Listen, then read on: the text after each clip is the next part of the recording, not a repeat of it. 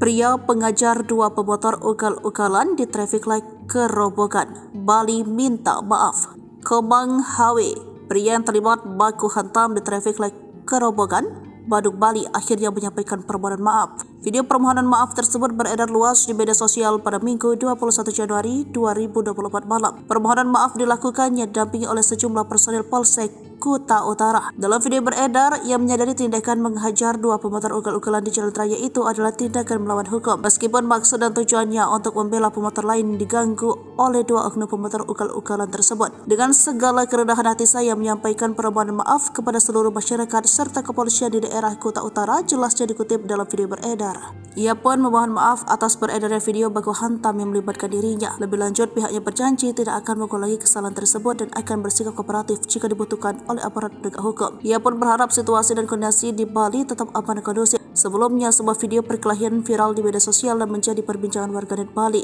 Dalam video yang beredar di media sosial terlihat seorang laki-laki berperawakan tinggi dan tubuh berisi menghajar dua pria di atas motornya masing-masing. Baku hantam itu terjadi tepat di traffic light Kerobogan, Badung, Bali pada Sabtu petang. Keributan tak bisa terhindarkan kalau laki-laki bertubuh gempal itu menyerang dua orang secara bergantian. Terlihat laki-laki tersebut sangat menguasai situasi sehingga membuat lawannya tak berkutik. Di tengah perkelahian itu, warga saat itu menyaksikan pun berteriak histeris.